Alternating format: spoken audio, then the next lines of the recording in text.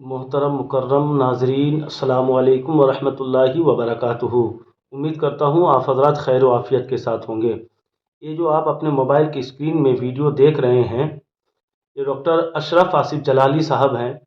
قسم خدا کی ان کے دل میں امت مسلمہ کے لیے کتنی درد ہے بتائیں۔ ان کے دل میں کتنا ایک درد ہے، کتنی محبت ہے امت مسلمہ کے لیے، یہ بیان کر رہے ہیں۔ پورے اسٹیج میں لوگ، پوری محفل میں لوگ، سناٹا چھایا ہوا ہے، لوگ غور و فکر سے سن رہے ہیں۔ کہتے ہیں کہ مجھے اگر یہ حدیث پاک 25 سال پہلے اگر مل گئی ہوتی تو میں اپنے امت مسلمہ کے درمیان گلی گلی، محلے کوچے میں جا جا کر لوگوں کو بتاتا، سمجھاتا۔ قسم خدا کی، اور ایک ایک بات سنیے آپ، ایک ایک بات غور کرنے کی، فکر کرنے کی بات ہے۔ قسم خدا کی کتنی بہترین ایک ایک بات جو ہے نا، سننے کے لائق کی ہے۔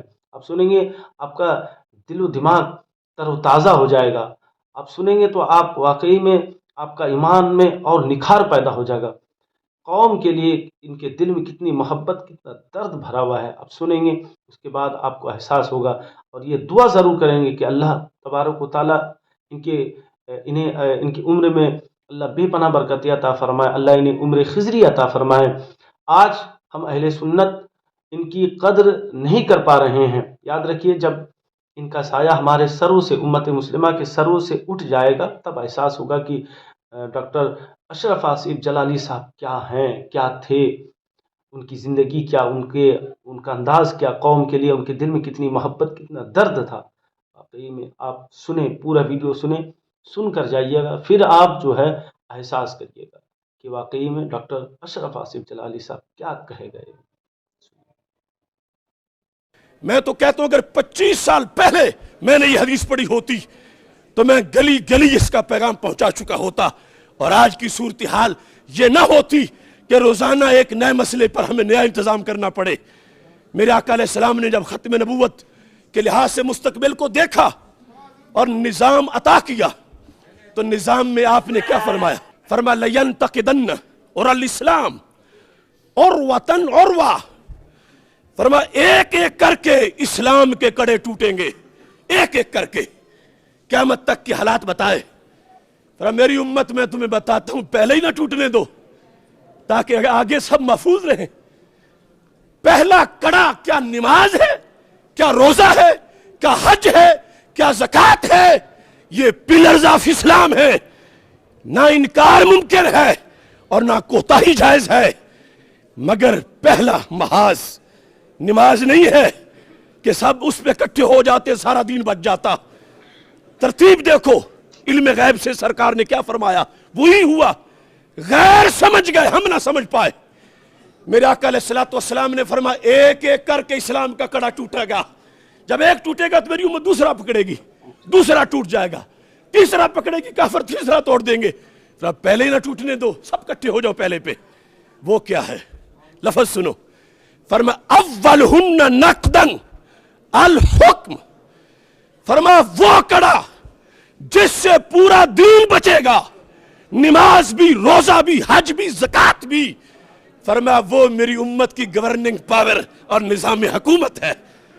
اگر میری امت نظام حکومت اپنا بچا گئی تو ان کے مسلح بھی محفوظ، ان کے آستانے بھی محفوظ، ان کی مسجدیں بھی محفوظ، مدارس بھی محفوظ۔ اور اگر نظام غیروں کو دے دیا تو پھر سب کچھ لٹے گا۔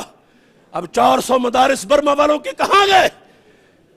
شام کی وہ خانقاہیں، میرے ساتھ وہ حضرات پڑھتے تھے بغداد شریف میں، 5-5 ایکڑ کی خانقاہیں بغداد شریف، عراق اور شام کی، داعش نے اپنی جیلیں بنائیں۔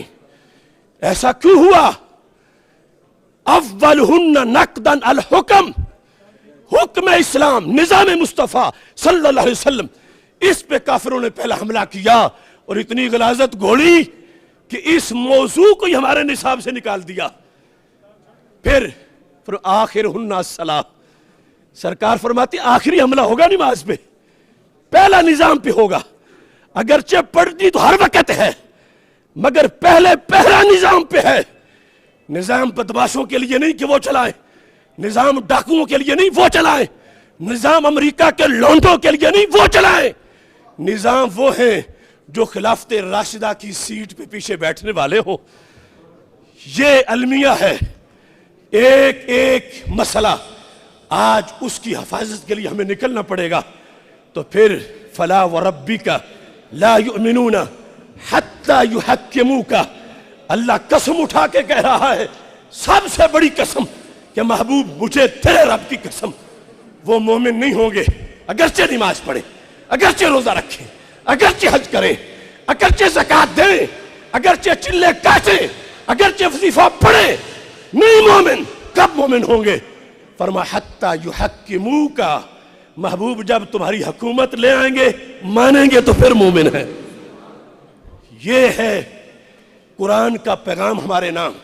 آج کے وقت میں ایسے عالم کی سخت ضرورت ہے، ایسے بولنے والے چاہیے جو لوگوں کو امت مسلمہ کے لیے اصلاح کی ضرورت بن جائیں، جو امت مسلمہ کو ایسی بات سنائیں جن سے ان کے کان کھڑے ہو جائیں، جن سے وہ سن کر کچھ اس پہ عمل کریں اور سوچنے پہ سمجھنے پہ مجبور ہو جائیں۔ قسم خدا کی اللہ حضرت ڈاکٹر اشرف آصف جلالی صاحب کی عمر میں خوب برکت عطا فرمائے، اللہ انہیں سلامت رکھے، اللہ انہیں خوب اور برکتوں سے نوازے۔